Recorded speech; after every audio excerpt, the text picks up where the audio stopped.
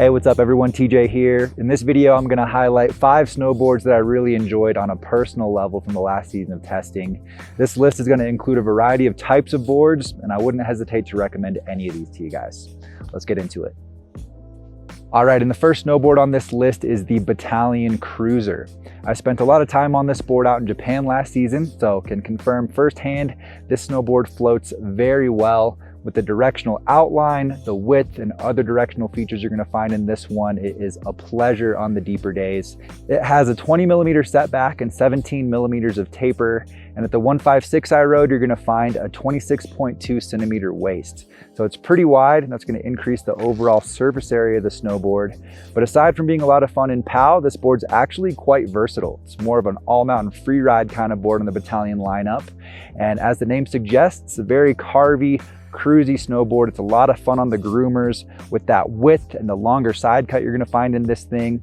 It also runs a full traditional camber profile with quite a bit of camber and a stiffer side of medium flex. So it's very energetic and has good stability for those of you that want to take this into more technical terrain and try to push this one.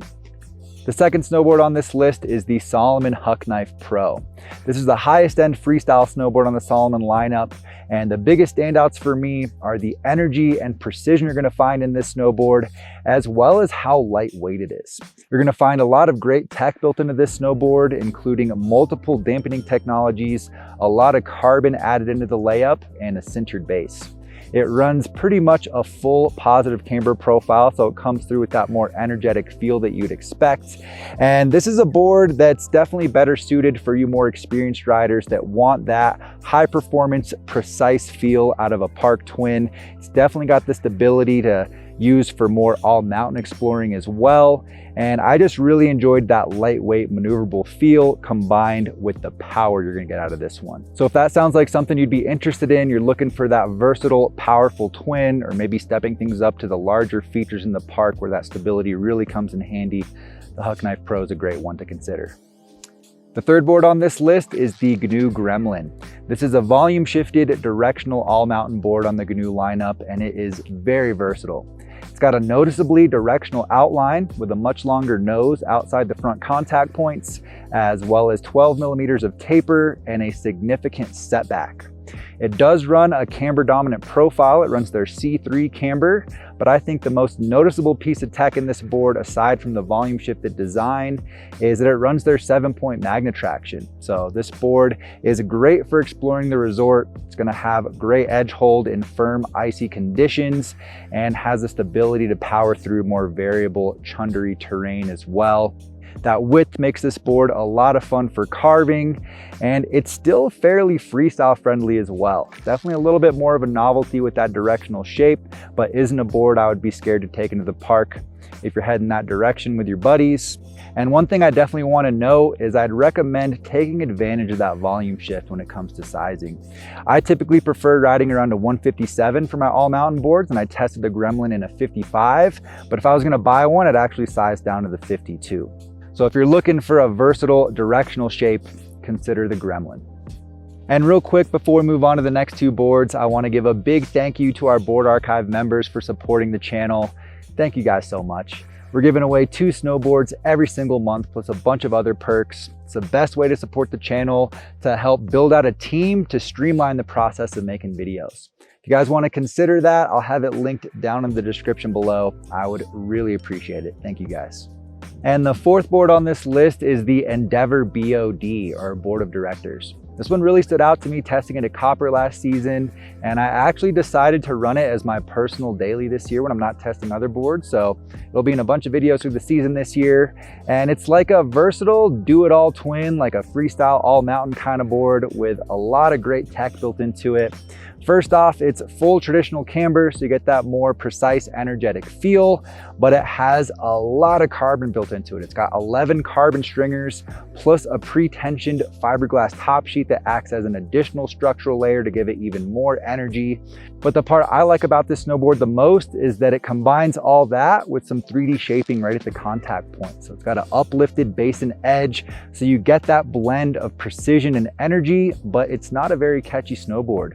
It's not gonna give you that hooky feel when you're riding flat base on cat tracks, and it's actually a lot of fun for doing presses and butters around on the snow as well.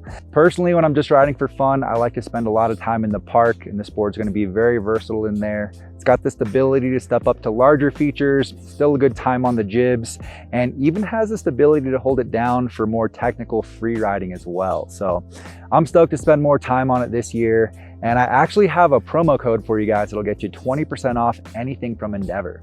Just use code BOARDARCHIVE to get that discount if you do want to try this one out. And the final board on this list before a couple honorable mentions is the Capita Megadeth. This is new for the 23-24 season, and it is such a fun directional shape. It's got a crazy amount of tech built into it, but the biggest standout for me is how unbelievably light this snowboard is, because it has a full carbon construction. Not only does it make it extremely light, but it's extremely damp. It's a very smooth ride. It has a lot of energy and a lot of stability as well. It's a pretty sturdy snowboard, but gonna have a pretty comfortable feel if you're a more experienced rider looking for that free ride, all mountain kind of feel out of your snowboard. It does have a directional outline to it with a significant setback and just a little bit of taper. Still rides switch really well, and it's just a really fun one for exploring the resort. Gonna hold it down through the more technical zones, has the power and stability that you want to really start pushing this thing. And I'm excited to spend some more time on it. I plan to take this one out to Japan this year and do some follow-up videos. So if you're looking for like peak performance when it comes to all mountain free riding, this board's very impressive. So check out the Megadeth, whether you want to buy it or not. Definitely check this one out. It's pretty cool. And a couple honorable mentions before we wrap this thing up are the Burton Grillmaster, a versatile directional shape. It's a lot of fun for carving and exploring, but with a more friendly flex. Could even be fun for some park laps in the afternoon, as well as, of course, the Battalion Evil Twin Plus. Spent a lot of time on this one last year, and it's just a great, well-rounded park board with an energetic, catch-free feel. All right, everyone, those are my top 5 personal snowboard picks for the 23-24 season. Hope you guys got some value out of this video. And if you want to check out any of the boards in more detail, they're all linked down in the description below. Please make sure to drop a like before you leave. Subscribe to the channel if you're new here. I appreciate you guys. Thanks for watching today. I'll see you in a new one next time.